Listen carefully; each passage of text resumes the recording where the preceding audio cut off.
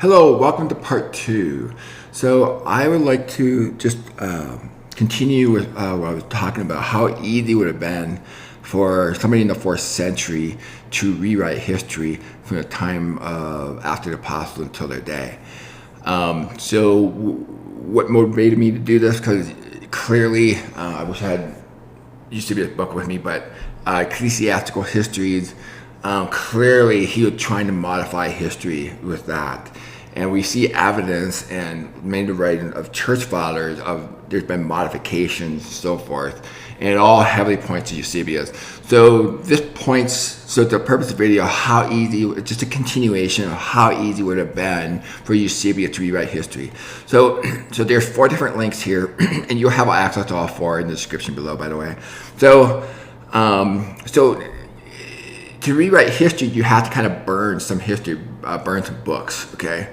And so I looked up into that. And with the rise of Christianity to the status of Roman state religion during the 4th century, book burning came to be an activity performed by a wide range of individuals, from imperial officials, so like Constantine, okay, senators, okay, to bishops. Eusebius was a bishop at that time, okay, and other Christian religious authorities, and even pious layperson, okay. So, so this all would have been a part of an attempt for Eusebius to define the Orthodox view of the relationship between church and state. He had to rewrite history, try to merge them together, church and state together. As you know, the founding fathers of our country know this is a bad idea, and that's why they wrote the Constitution the way they did. Alrighty. So anyway, so book burning going on. So if you're going to rewrite history, you have to remove history. That will allow you to be able to get away with it. All right. And then history of paper at that time. Now, paper, the papyrus is used heavily, and then in the beginning of the 2nd century, there's more of a paper that was more like how we use today, a little bit more like it. Now, it's not completely pulp like wood, but the point of this is what would they have been using in the 4th century? And to my surprise, it took a long time. Again, you have access to the link below. It took them a long time for to get out of papyrus. So they're actually still would have been using papyrus in Rome, still buying papyrus from Egypt. Alrighty. Again, it was invented in China, and just looking through this, it took a long time. So that factors into how easy it would have been to rewrite history. And then taxes in ancient Rome. So they would send people out, the Roman Empire throughout the Roman Empire to tax people, and let's see here.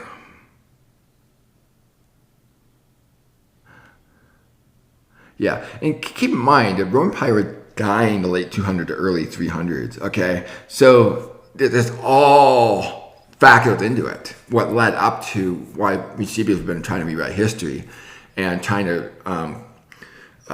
form that Orthodox view. It's dying, so they had to find a way to sustain it. So Constantine would have loved what Eusebius was doing if he, in fact, rewriting history to give them more power. So this right here is a clear indication, motivation why he would one of the motivations why he would have done that. But anyway, there was something in here about. Let's see here.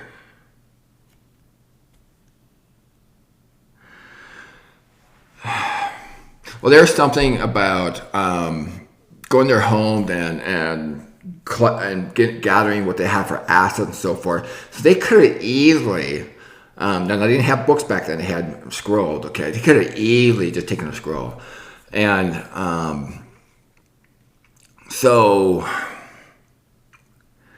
I thought there was something in here. But anyway, but there's just another article that points to it. And then the history of books and the libraries, so forth. So they could have easily just gone to the libraries and just picked out certain scrolls, you will. I know that title is called books, but they really had scrolls back then. To easily had just taken whatever they needed to burn it. So again, it was not that hard. Let's see here. Oh, okay. The purpose of this article was, okay, the earliest known printed book, so basically woodblock printing. And this did not occur until much later, okay, well after the 4th century. Okay, that was the purpose of this article here. So, which indicates that he did not have to deal with mass volumes like we do today, obviously. So, again, they would have not had very many copies of anything. They had to painfully handwrite everything to make a copy of. And so, so as you can imagine, you should go back to part 1. Those eight pieces, there would not have been that many floating around. So how difficult would it be to modify their writings? So by simply rewriting it and burning the previous copy, go back to their book burnings, okay? So it all adds up. So there's nobody that can say, well, it doesn't add up. If you look at both parts 1 and 2 of my videos, it adds up, okay? And it heavily points to that. So, so would these evidences pass in court of law? Yes, it would. So therefore, you cannot say it's just a theory. You being the jury decide how easy it would have been for you to rewrite history. And I think I made a pretty compelling case. It would have been extremely easy. Did he do that? Well, we know right in his book, Ecclesiastical History, he was clearly trying to rewrite history. And I show in my videos. And so it's just a matter of taking this other evidence where he had modified the writings of Irenaeus, for example, or Ignatius of Antioch, Clement of Rome. Clement of Rome, the very first sentence right away, clear indication it has been modified. Where he basically said, from the Church of Rome to the Church of Corinth. Nobody wrote like that during that time. And that was just an attempt to centralize power on Rome, from the Church of Rome to the Church of Corinth. And the temple is not even in Rome. From the Jewish perspective, and I truly believe Clement was part of the house of Israel. There's no way he would have wrote that very first sentence.